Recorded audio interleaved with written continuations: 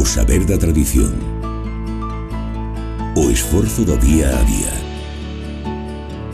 e a paixón polo ben feito marcan a calidade e o sabor dos produtos do mar de Galicia. Porque Galicia sabe. Galicia, o bo camiño.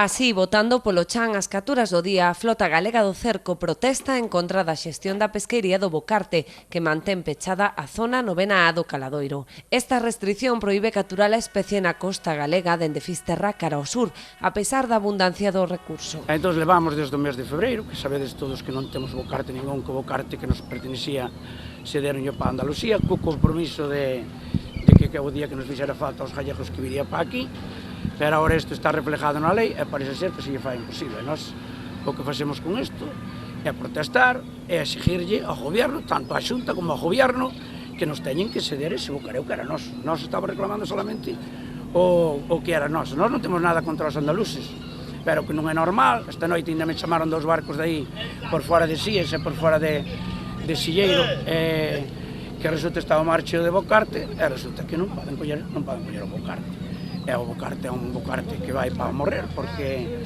o Bocarte ten de vida 3 anos e o Bocarte vai para morrer e resulta que nos pasa por diante das nosos narices e non podemos darlle de comer a estas familias. Aquí, por exemplo, agora faltan moitos barcos porque estamos na Coruña, no Bocarte, que hai moito Bocarte na Coruña. E que pasa? Pasa que temos 80 barcos que non teñen comedor, non teñen cociña, non se poden desplazar para ir para a Coruña. E entón é unha pena e nós por iso exigimos eso. As primeiras movilizacións xa están a dar os seus froitos e contan co compromiso da Xunta de Galicia para mediar ante o Ministerio.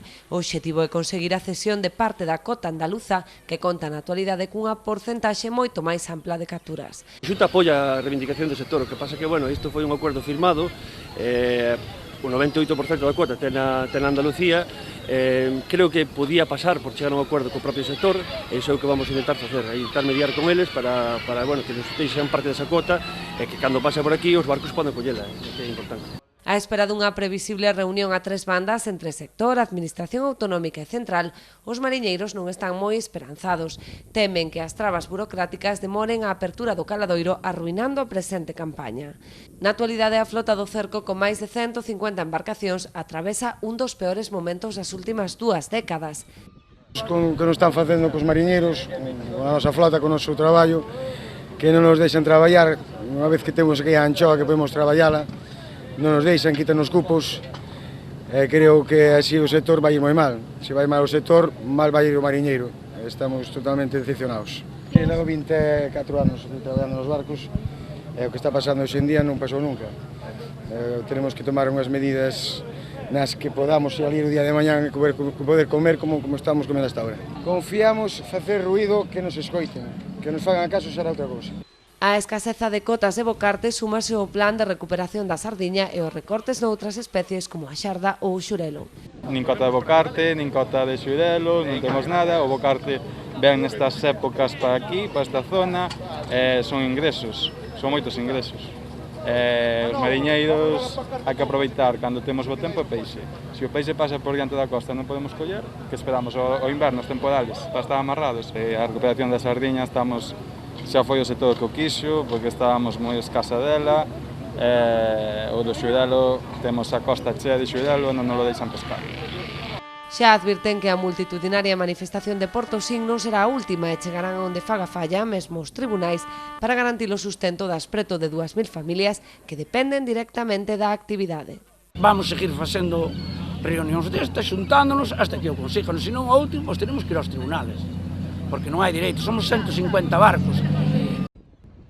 Lonxe de ver satisfeita a súa demanda de máis cota provocarte, o cerco galego veu como o Ministerio pechaba o pasado venres o caladoiro para a pesca desta especie. A flota pedía na movilización desenvolvida ese mesmo día en Portosín a apertura da zona 9A. Sen embargo, o Ministerio non só non reabría o caladoiro dende Fisterra para o sur, senón que tomou a decisión de pechar a 8ª C na zona cantábrica, onde sí estaba autorizada a pesca. A Secretaría Xeral de Pesca alegou a necesidade de recontar a cota restante como causa para este peche provisional, algo que non entenden dende a Asociación de Armadores do Cerco de Galicia, que sinalaron que a día 19 restaban aínda 1 millón de toneladas da cota de 2015, sen ter en conta o adianto do 10% de 2016 outorgado para a captura da especie. Non se explican, polo tanto, este peche repentino e por sorpresa, tan só 2 días despois. A pesar do nerviosismo e malestar que causou, a resolución ministerial non tivo consecuencias económicos para os cerqueiros, xa que esta tarde volvían partir cara a zona norte do caladoiro sen necesidade de ter amarrado ningún só día. Con respecto á zona sur, seguirán reclamando a súa reapertura con medidas de presión. A seguinte será a movilización prevista para este venres no Porto da Coruña.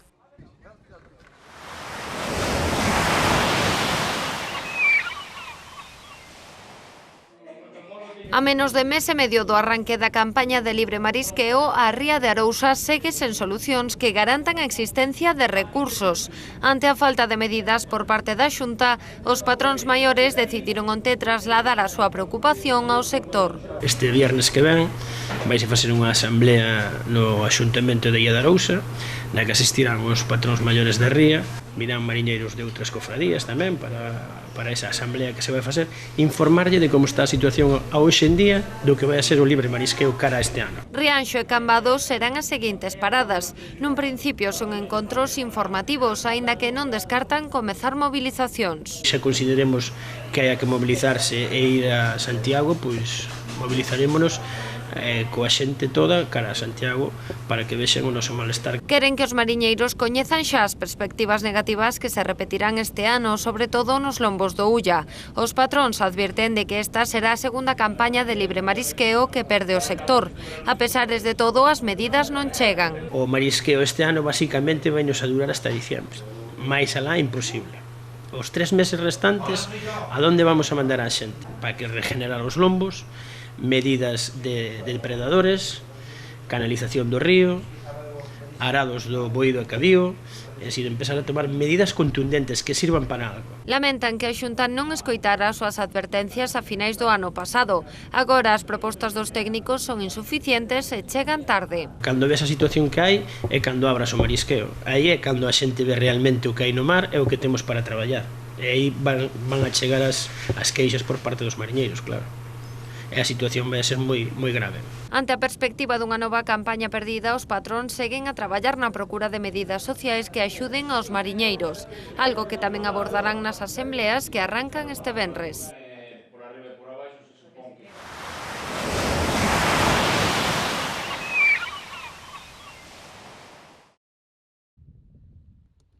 Recollendo o malestar transmitido por moitas confrarías arousáns, que xa puxeron de manifesto os patróns maiores na comparecencia deste pasado luns, o Bloque Nacionalista Galego rexistrou diversas iniciativas no Parlamento galego, instando a Xunta a adoptar medidas para frear a situación dramática que está a vivir o sector marisqueiro na ría.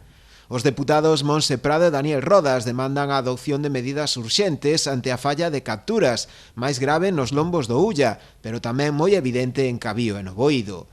Tamén aluden á problemática da práctica desaparición da ría dunha especie estratéxica para o sector, como é o berberecho, unha situación que comezou xa no ano 2012, sen que a Xunta fixera nada ata de agora por remedialo. Dende o BNG tamén denuncian o incumprimento dos compromisos esgrimidos pola Consellería do Mar, así como a falta de diálogo da propia administración co sector, reclamando a adopción de medidas urxentes contra a crise que está a sufrir o sector, que está a provocar graves prexuizos para moitas familias que viven desta actividade. A falta de medidas, pois, no que é o drama do sector marisqueiro, con unha ría como é a ría de Arousa, onde existe unha problemática como é a desaparición do berberecho provocado pola martelia, donde dende o ano 2012 que se detectou e que sabemos que ese é o problema, ata o día de hoxe, no 2015, non hai tomada ni unha súa medida, pero non nese sentido, senón que naqueles compromisos que a principio de ano se estableceron cos diferentes patróns maiores da ría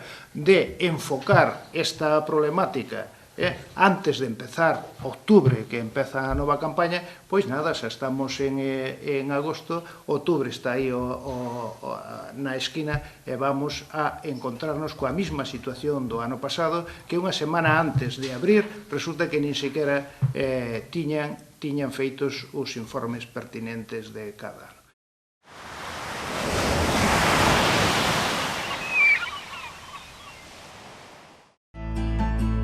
O saber da tradición,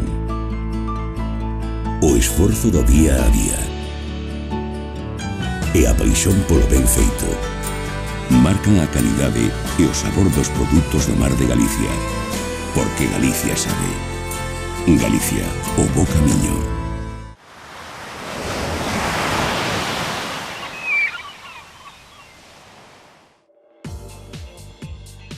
A Consellería do Mar incrementou en máis dun millón de euros as axudas para a paralización da flota de baixura, destinando un total de 3.100.000 euros ás embarcacións que irán ao desguace. Poderán acollarse a estas axudas subvencionadas nun 75% polo Fondo Europeo de Pesca os propietarios das embarcacións da terceira lista matriculados no rexistro de buques e dados de alta no censo galego, incluídos no plan de axuste de esforzo do caladoiro do Cantábrico Noroeste. A redución da flota ten por obxectivo adaptar a súa capacidade aos recursos pesqueiros. Portos de Galicia cedeu a nave de clasificación de Percebe no Porto de Aguiño, o Concello de Ribeira. A resolución publicada no Diario Oficial de Galicia establece o fin da concesión no ano 2029. Ata entón, Portos cobrará unha tasa anual de 3 millóns de euros por a utilización do recinto, así como unha porcentaxe por cada quilo de marisco vendido. A Administración Autonómica dá así cumprimento a unha bella demanda da Confraría de Pescadores de Aguiño e Carreira, que levaban demandando a cesión desta nave dende a súa construción. A Dirección Xeral de Conservación da Natureza, dependente da Consellería de Medio Ambiente, está a organizar un curso gratuito de formación de guías na rede de parques nacionais.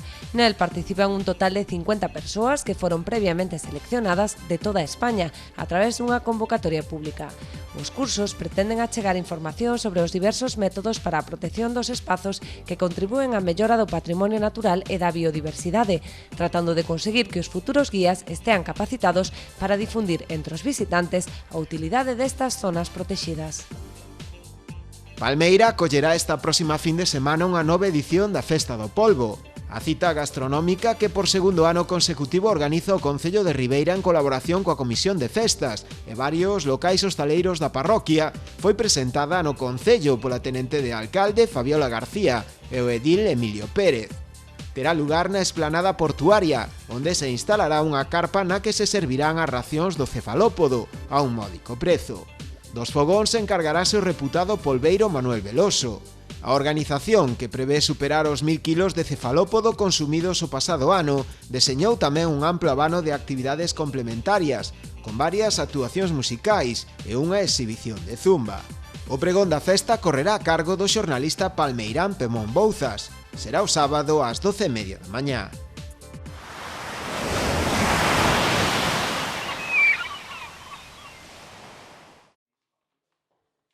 Un ano máis baixo a organización do Club de Remo Puebla e o patrocinio do Concello terá lugar esta vindeira fin de semana a 10ª edición da Bandeira Concello da Pobra do Caramiñal de Traíñas. A regata, a última proba do calendario da Liga Galega de Traíñas A, servirá ademais para play-off de ascensos e descensos das ligas A e B. Para o Club de Remo Puebla é unha enorme satisfacción poder organizar este evento porque eu coido que é das regatas de traíñas máis completas que se teñen celebrado dende que se fundou a Liga de Traíñas hai preto de 15 anos. Nunca coincideu nun mismo evento que se celebre a clausura da Liga xunto co play-off. Comenzaremos o sábado co play-off de ascenso e permanencia na Liga A, no cual participarán os clubes de Chapela, Castropol e Perillo, e eses tres clubes loitarán por unha plaza na Liga A. E, por último, teremos o que é a 10ª bandeira Concello da Pobra de Traíñas, que se celebrará a doble xornada sábado e domingo, e na cual participarán os clubes de Amegrove, Mugardos, Ares, noso club anfitrión, Coruxo e Vilaxoán. Estas dúas xornadas son puntuables e decidirán o campeón de Liga, que pois o domingo será galardonado ca correspondente bandeira de campeón de Liga. Como novidade deste ano, a competición incluirá tamén a disputa da primeira bandeira feminina Concello da Pobra, na que tomarán parte as embarcacións de Cabo de Cruz, Chapela e Mecos. Dende o Concello pobrense destacaron a importancia da regata, animando os veciños a acudir tanto o sábado como o domingo a presenciala, ata a darse na portuaria. Segundo o edil de Deportes, Genoveva Hermo, a Pobra converterase esta fin de semana no centro de atención do remo galego. Que este ano convertirán o noso pobo pois nun centro de referencia e atención en toda Galicia, porque os días 29 e 30 se realizarán unha serie de regatas. As bandeiras da Liga Galega de Traiñeiras División A, da Liga Galega Femenina de Traiñeiras e o play-off de ascenso e descenso da Liga AEB.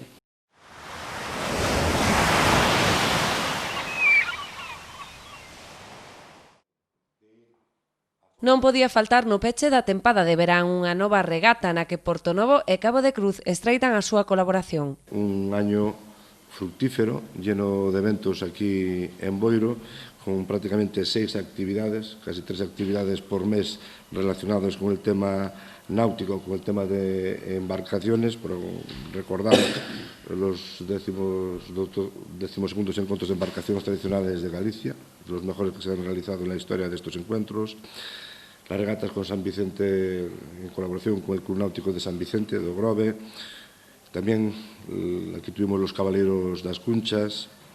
Ahora vamos a hacer la regata de cruceros Hotel Galatea. A regata Hotel Galatea partirá o sábado ás 2 da tarde dende Portonovo para chegar a Cabo de Cruz a última hora da tarde. O Club Náutico Crucense acollerá a entrega de premios aos primeiros clasificados nesta proba. O domingo a mediodía os participantes sairán de Cabo de Cruz para voltar novamente a Portonovo, onde se desenvolverá a entrega de premios nas diferentes categorías, unha delas clasificable para o Circuito Galego de Solitarios a 2. É unha regata costera que dura 2 días.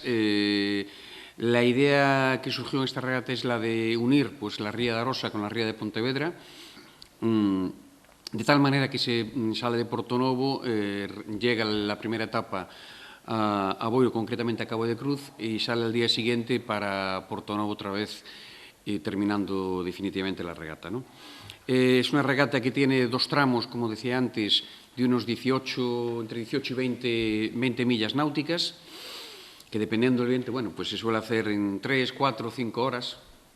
El año pasado pues hicieron en 3 horas y media el regreso porque había unos vientos estupendos. No encontro participarán unha trintena de barcos, moitos deles cunha tripulación familiar, xa que se trata dunha proba moi cómoda.